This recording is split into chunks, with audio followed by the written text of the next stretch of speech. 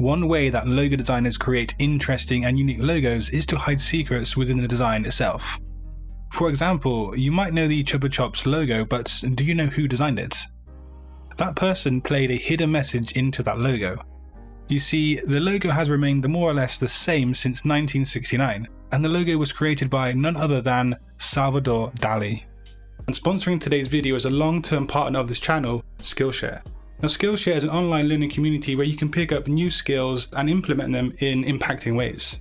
Heading into 2022, Skillshare can really help you master that niche sector of design that you always wanted to, and you can learn more about Skillshare later in today's video. He was good friends with the creator of the brand, Enric Bernat. One day at lunch, Dali drew up the logo in under 1 hour, and one of the decisions he made was to place the logo at the very top of the lollipop itself. And this was so the customers always knew which treat they were about to eat.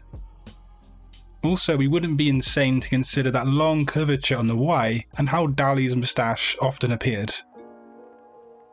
Nintendo created a console back in 2001, the Nintendo GameCube. Of course, this console would need a logo, and it's one most of us have seen before. But where's the secret within this logo design exactly? Of course, we can see a cube within another cube, but that's no real secret.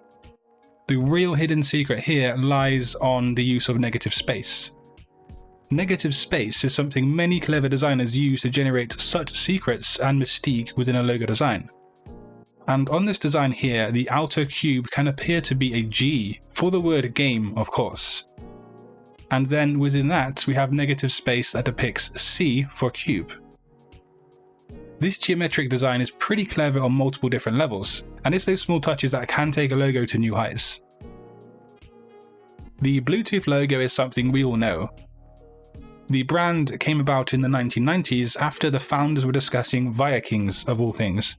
Random, I know, but this conversation led to the King of Denmark, someone by the name of Harald Bluetooth Gormson. He was given this name due to the dead tooth that he had in his mouth, and the king was famous for uniting the two nations of Norway and Denmark. The founders of Bluetooth were trying to unite PCs to cellular networks, and so this seemed like a great fit for them. And here you can see the Nordic symbol for H, and then also the Nordic symbol for B. And hey presto, the logo was born. All that was needed left was to finish it off with a Bluetooth itself, or shall I say the dead tooth. Now, do you know the surfing and fashion brand Quiksilver? Here's the logo, and they've been around since 1964. But we're not talking about their logo in this part of the video. We're talking about their sister company, Roxy. Roxy was created in 1990, and it was meant to be the sister version of Quiksilver that would specifically appeal to female or feminine customers. The team working on the logo wanted to create a heart shape that they thought would appeal to this kind of target audience, and furthermore, they cleverly did this by taking two Quiksilver logos, flipping one of them, and then ending up with the heart emblem. Now that is novel thinking when it comes to logo designing. Now, who doesn't know this logo in 2022? You may even own a pair of the headphones yourself. Beats by Dre has become so interwoven in society, and the logo obviously depicts a lowercase b for Beats. But something I missed for the longest time is how the B can represent headphones from a side-on view or profile kind of shot. Yeah, I know, a lot of people would have noticed that from the first time they looked at the logo, but for some of us, like myself included, we didn't get that kind of connotation.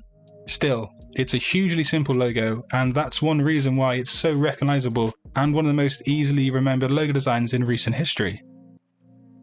Simple and clever for the win when it comes to logo designing.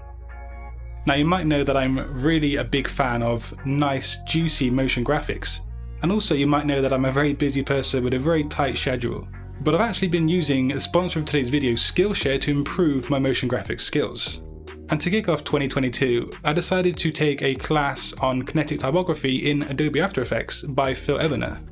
Now you might ask, why did I decide to go with motion graphics? Well, that's simply because I do think that the future of design or graphic design in general is heavily going to be animated, so I kind of want to pick up those skills moving into the future. With Skillshare, it's actually possible to take each individual lesson in that class whenever you have free time. Your progress is saved as you move through each individual lesson, and also there are some resources in most of the classes to make use of. There are so many different subjects to make use of in Skillshare, and we have things like graphic design, animation, UI, UX design, photography, writing, and so much more. And if you are thinking of being more productive in 2022, then you might want to take a look at this category here. And also you can see that each category is divided up into subcategories as well. So if you want to join this learning community with thousands of classes that spans across different users from 150 countries, then just click the link in the description box below. The first 1,000 people to click that link in the description box below will have a free 1-month trial to Skillshare, so you can start that creative journey today. And if you want to learn more about logo designing or graphic design, just click a video on screen. And until next time guys, design your future today. Peace.